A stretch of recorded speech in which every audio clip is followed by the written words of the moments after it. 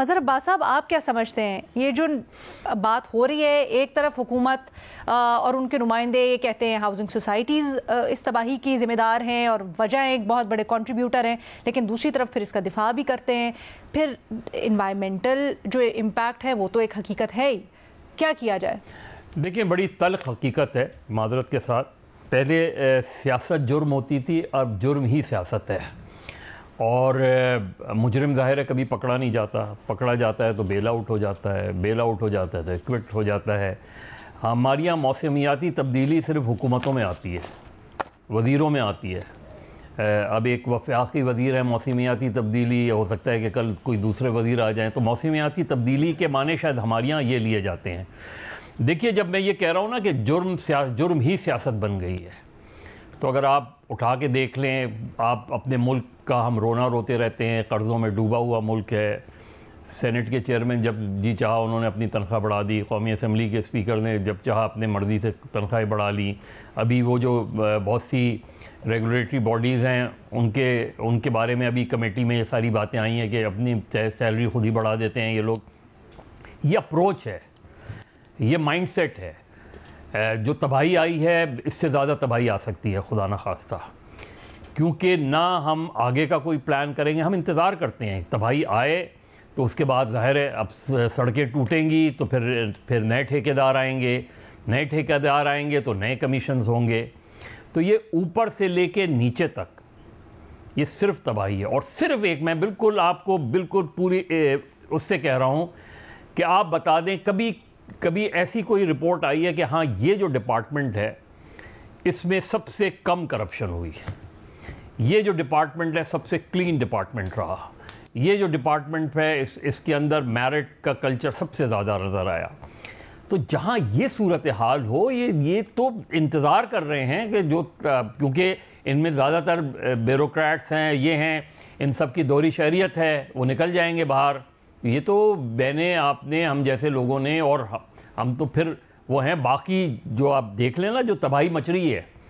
ہم اس بحث میں چلے گئے ہیں کہ ہاؤسنگ سوسائٹیز بنانے والے کون تھے یا فلاں، جو تباہی آ رہی ہے، جو لوگ تباہ ہو رہے ہیں ان کو ہم لک آفٹر کس طرح کر رہے ہیں، ان کو ہم کس طریقے سے جو ہے وہ دے رہے ہیں، اور آئندہ کے لیے ہم کیا کر رہے ہیں۔ تو یہ بھول جائیں کہ چیزیں، میں اسی لیے کہتا ہوں کہ ایسی صورتحال پیدا ہو گئی ہے کہ جو بہت زیادہ لوگ آپٹمزم کا شکار تھے وہ بھی اب مایوس ہوتے جا رہے ہیں، کیونکہ کسی لیول پر بھی ہمیں کوئی بہتری نظر نہیں آ رہی، نہ ہمیں یہ اپروچ نظر آ رہی ہے۔ ہم چلے جاتے ہیں، ہم لگا دیا جی بھارت نے پانی چھوڑ دیا، اچھا چھوڑ دیا تو یہ ہاؤسنگ سوسائٹی تو آپ نے بنائی ہے یا یہ بھی بھارت نے بنائی ہیں ہاؤسنگ سوسائٹی؟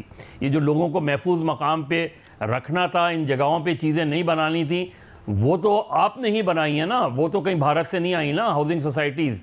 تو یہ جو، اور کوئی اکاؤنٹیبل نہیں ہے، اصل مسئلہ یہ ہے کہ کوئی اکاؤنٹیبل نہیں ہے۔ یہ کہتے ہیں، وزیر خزانہ بھی کہتے ہیں کہ حکومتیں کاروبار نہیں کرتی، یہاں اٹھا کے دیکھ لیں یہ سوسائٹیز کن کی ہیں، آپ کو پتہ چل جائے گا کہ حکومتیں کاروبار کرتی ہیں نہیں کرتی ہیں، وہ پرائیویٹائز کر کے بھی کاروبار کرتی ہیں۔ تو یہ انفارچونیٹ سچویشن ہے، ٹو بی ویری آنیسٹ، جتنی اس وقت صورتحال میں تبدیلی آنے والی ہے کلائمیٹ وائز، میں پولیٹیکل کلائمیٹ کی بات نہیں کر رہا، جو کلائمیٹ وائز جتنی تبدیلی آنے والی ہے ہم نہیں ہیں تیار اس کے، اور مجھے نہیں لگتا جو ہماری جو اپروچ ہے وہ بالکل بھی ایسی ہے کہ جس کی وجہ سے ہم یہ کہہ سکیں کہ ہاں 3 سال بعد پاکستان ان چیزوں سے بہت محفوظ ہو جائے گا، 2 سال بہت محفوظ ہو جائے گا۔ چیزیں تو بہت سمپل سی چیزیں ایسی نہیں ہیں، باقی چیزیں چلیں چھوڑیں، ظاہر ہے بارش ہوتی ہے، سیلاب آیا، تباہی آئی، اس کے بعد آپ کی اپروچ کیا ہوتی ہے؟ آپ کی اپروچ یہ ہوتی ہے کہ ایٹ لیسٹ جو دریا کنارے آبادیاں ہیں ان کو دوبارہ آباد نہ کیا جائے۔ جو دریا کنارے، آپ کو یاد ہے سوات کے کس طرح بڑی جب آئی تھی چند سال پہلے، تو پورے ہوٹلز جو ہے وہ گر پڑے تھے۔ سر ابھی بھی آئے، ابھی بھی یہی ہوا۔ اس کے بعد تو کیوں بناتی ہیں؟ اس کے بعد 2020 کے بعد کیوں الاؤ کیا گیا؟ تو دے آر ریسپانسبل، جو بھی گورنمنٹ آف دا ڈے ہوگی وہ ریسپانسبل ہوگی، کیونکہ یہ پلانز ایسے ہی نہیں بنتے، یہ آج کے نہیں ہے، یہ ہاؤسنگ سوسائٹی آج نہیں ہے، یہ 3-4 سال 5 سال پہلے ان کی اسکیمز بنتی ہیں، ایک دم یک یہ نہیں بنی ہیں۔ یہ سڑکیں جو ٹوٹ جاتی ہیں، ایک مہینے بنے ہوئے ہیں، سڑکیں ٹوٹ گئی ہیں آپ کی، نہ آپ نے اپنا ریلوے سسٹم بہتر کیا, نہ آپ نے بس سسٹم بہتر کیا. تو کوئی ایک چیز ایسی نہیں ہے جو یہ جو لوگ حکومتوں میں رہیں یہ بتا سکیں کہ ہاں ان کی وجہ سے ہم نے آنے والے ڈیزاسٹر سے اپنے آپ کو محفوظ کیا ہے. صحیح کہہ رہے ہیں صاحب, لیکن اگر ہم اسپیسیفکلی بات کریں لاہور کی, یہ بے نظیر نے بھی دیکھا ہے, بھٹی صاحب بھی, کیونکہ بھٹی صاحب آپ ہی بتا دیں, بلکہ کیونکہ یہ وضاحت پیش کی جاتی ہے کہ راوی سے متعلق تو کوئی سوچ ہی نہیں سکتا تھا کہ اتنا پانی آئے گا, راوی تو سکڑ رہا تھا. ہم جب سے, یا میں نے جب سے آنکھ کھولی ہے, واقعی میں ایسا تھا کہ ہر جگہ خشکی نظر آتی تھی, لوگ درمیان میں بسے ہوتے تھے, چیزیں انہوں نے باندھی ہوتی تھیں. تو یہ واقعی میں یہ وضاحت دینا درست ہے یا نہیں ہے؟ کون ہے ذمہ دار پھر اس کا؟ میڈم شیخ, ایک چند شعر جو ہیں وہ سوشل میڈیا پر گردش کر رہے ہیں, آپ کی نظر ہیں کہ مال مویشی ڈنگر رڑ گئے, مال مویشی ڈنگر رڑ گئے, کھرلی کھونٹے چھپڑ رڑ گئے, ٹالی بیری ککر رڑ گئے, پنڈ دی وڈی مسجد ڈھہ گئی, دریاں پارے ممبر رڑ گئے, دھی رانی دے ویاہ لئی سانبے. یہ ذرا غور کیجئے گا, یہ واقعی ایسا ہوتا ہے. میں پنڈ سے ہوں اور مجھے پتا ہے. دھی رانی دے ویاہ لئی سانبے, بالن بکسے بستر رڑ گئے, کی دساں نقصان دی قیمت, ہیریاں ورگے پتر رڑ گئے. میڈم شیخ, جن سب کے لیے دعائیں, میں تو دعائی کر سکتا ہوں جو اس وقت مشکل میں پھنسے ہوئے ہیں اور جن کا سب کچھ رڑ گیا ہے, یا جو اس وقت آسمان کی طرف دیکھ کر دعائیں مانگ رہے ہیں کہ اللہ مدد فرما, اللہ آپ سب کی مدد فرمائے. آپ نے پوچھا ذمہ دار کون ہے. ذمہ داری پہ آنے سے پہلے یہ بتاتا چلوں کہ کیوں عمران خان کا روڈا برا تھا اور مریم نواز صاحبہ کا روڈا اچھا ہے. اور اگر راوی میں پانی نہیں تھا تو کیوں راوی کے جو راوی سمیت دریاؤں پر 5-6 ہزار بستیاں بسا دی گئیں؟ کیوں؟ آپ کو پتہ نہیں تھا کہ آپ تو شروع سے راگ الاپ رہے تھے کہ موسمیاتی تبدیلی ہے, بارشیں ہوں گی اور سیلاب آئیں گے. اور مزے کی بات سنیے کہ یہ جو ہاؤسنگ سوسائٹی ہے جن کے وزیر صاحب کو مریم نواز صاحبہ اپنی کشتی میں بٹھا کر سیر کرا رہی تھی دریائے راوی کی, اس کی جو اپروول روکی تھی تو وہ ہمارے ساروں کے ناہل بزدار صاحب نے روکی تھی, اور اپروول دی ہے تو ان کی حکومتوں نے دی ہے. میڈم شیخ, آپ کا سوال ہے سر معذرت, یہ تھوڑی زیادتی ہو جائے گی, میں آپ کو یہاں پہ کاٹوں گی. سر یہ پچھلی حکومت میں وزیر اعلیٰ کے کینڈیڈیٹ تھے سر, یہ کہنا تھوڑا زیادتی ہو جائے گی اپروول روکنے والی بات.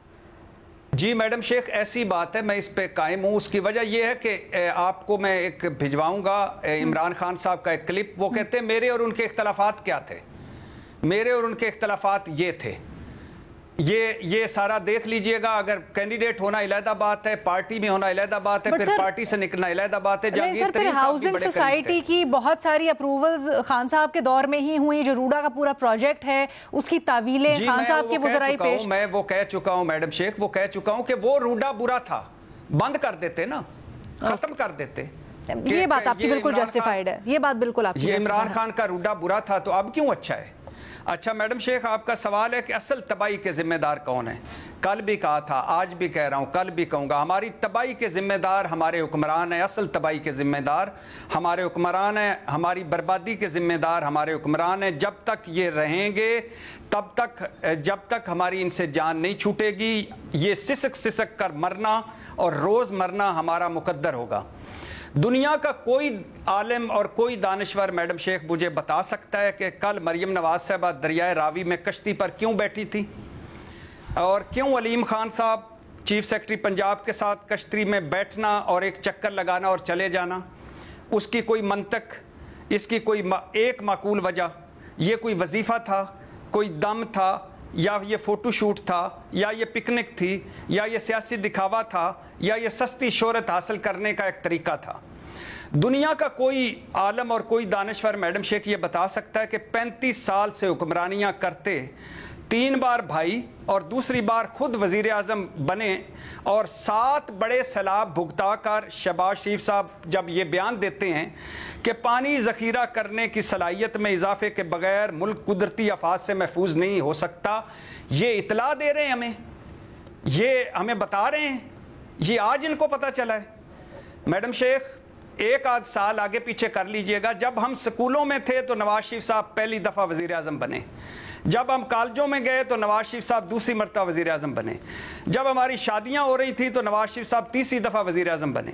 آج ہمارے بچے اسکولوں میں ہیں اور شہباز شریف صاحب دوسری بار بنا لاٹری کے، جن کی لاٹری نکلی، بنا لاٹری خریدے دوسری بار وزارت عظمیٰ کے سنگھاسن پر بیٹھ کر یہ کہہ رہے ہیں کہ پانی ذخیرہ کرنے کی صلاحیت میں اضافے کے بنا ملک قدرتی آفات سے محفوظ نہیں رہ سکتا.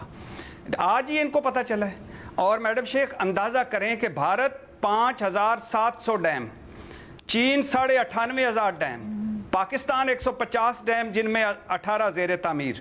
تو کہنے کا مقصد یہ ہے، ان شارٹ، مختصر آسان لفظوں میں خلاصہ سمری، یہ آل بچاؤ مال بچاؤ کھال بچاؤ گروپ ہے، اور ان کی برکتوں سے آج نہ ہماری آل بچ رہی ہے، نہ مال بچ رہا ہے، نہ کھال بچ رہی ہے. بھٹی صاحب ایک چھوٹا سا سوال ہے، یہ جن لوگوں کی آپ نے ابھی نشاندہی کی، جو زرداری کی حکومت ہو، خان کی حکومت ہو، نواز کی حکومت ہو، کشتی میں سوار ہوتے ہیں ساتھ، ان کے پاس ایسی کیا گیدڑ سنگھی ہے کہ یہ ساتھ ہوتے ہیں؟ اور آدھے ملک کے اوپر تو آپ نے خود ہی بتایا کہ انہوں نے ان کی سوسائٹیز اور کیا نہیں ہے.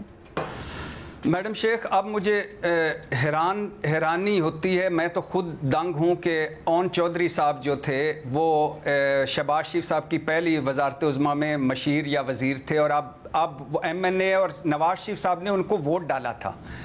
علیم خان صاحب ان کے وزیر ہیں، جہانگیر ترین صاحب ان کی ایڈوائزری کمیٹی کے ممبر ہیں.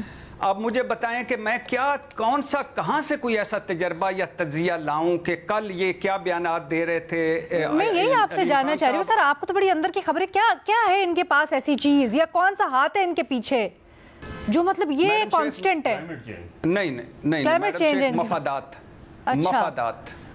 ہے، صرف مفادات.